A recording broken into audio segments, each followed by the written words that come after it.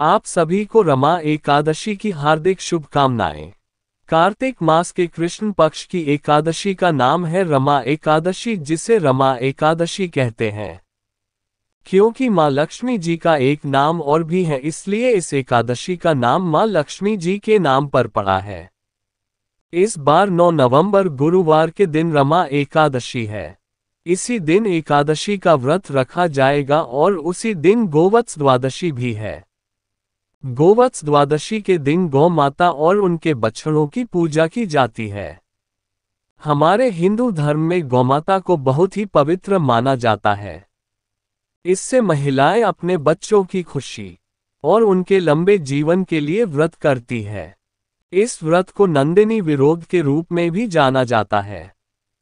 मान्यता है कि जो भी निसंतान दंपति इस दिन उपवास रखकर गौमाता की श्रद्धापूर्वक पूजा करते हैं, उन्हें जल्द ही संतान सुख प्राप्त होता है। तो ऐसे में आप एकादशी का व्रत और गोवज उभरादेशी का व्रत दोनों ही व्रत एक साथ रख सकते हैं। लेकिन व्रत रखने के साथ साथ आपको एकादशी की तिथि और शुभ मुहूर्त का भी ध्यान जरूर रखना चाहते हैं।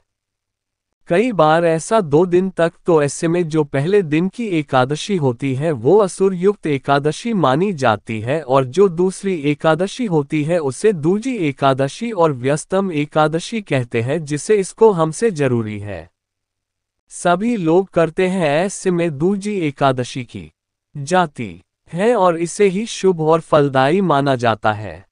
जो भी सन्यासी हो या फिर मोक्ष प्राप्ति की इच्छा रखने वाले लोगों, उन्हें दूसरी एकादशी कर रहे हैं, जरूर रखना चाहिए। मान्यताओं के अनुसार दशमी में जो एकादशी मिलती है, उस टाइम में जो भी व्रत रखता है तो उससे आसुरी शक्ति को बल मिलता है। ऐसे नहीं रखे गए व्रत का असुरों को प्राप्त हो जाता है। इसलिए आप जो भी व्रत रखे उसे शुभ मुहूर्त में करना चाहिए। एकादशी के दिन चावल का पूरी तरह से त्याग किया जाता है। इस दिन सुबह से लेकर एकादशी का व्रत रखा जाता है। शाम को पूजा करने के बाद यदि आपकी समयपूर्ण निराहार होने की नहीं है तो एक समय फलाहार के रूप में आप मौसमी फलों का लेटर फ्रूट्स का सेवन कर सकते हैं और अन्य होते हैं। दोबारा से किसी को भी ग्रहण किया जाता है जिससे एकादशी व्रत का पालना करना चाहते हैं। इस बार एकादशी के व्रत प्रारंभ होगी 8 नवंबर बुधवार को और तब तक 24 मिनट से ही है, जिसकी समाप्ति 9 नवंबर गुरुवार की सुबह 10:42 पर हो जाएगी। देखा जाए तो 8 नवंबर गुरुवार को सुबह से तिथि प्रारंभ हो गई है, लेकिन इस एकादशी जो है वो किसी असुर युक्त एकादशी रहेंगी। इसलिए इस दिन का अब अगर हो सके तो त्याग जरूर करें, क्योंकि अगले दिन जब आप सुबह को खोलना चाहेंगे तो आपको शुभ प्राप्त नहीं होगा। ऐसा इसलिए क्योंकि अगले दिन सुबह से लेकर दोपहर तक हर भाषण का समय रहेगा है। ऐसे में आप 9 नवंबर गुरुवार को ही कर सकते हैं जो आदेशों की कोई प्रारंभ होंगी। 9 नवंबर गुरुवार की सुबह 10:40 पे और इसी के साथ सरकार समय भी शुरू हो जाएगा। रोके रखा 5 घंटे तक रहता और द्वादशी की थी जो समाप्त होगी वो 10 नवंबर शुक्रवार की दोपहर 12:35 पर पहुंची। हरिवासर के समय खोले गए जब को भगवान विष्णु स्वीकार नहीं करते हैं, ऐसे में रखा गया आप लोग अधूरा ही रहता है। इसलिए आप हमेशा हरिवासर पसंद भी जरूर ध्यान में रखें। द्वादशी तिथि यानी 10 नवंबर शुक्रवार को व्रत वाले दिन सूर्योदय सुबह 6 पर होगा और हमेशा व्रत सूर्योदय के बाद ही खोला जाता है। सूर्यास्त शाम 5:40 पर होगा।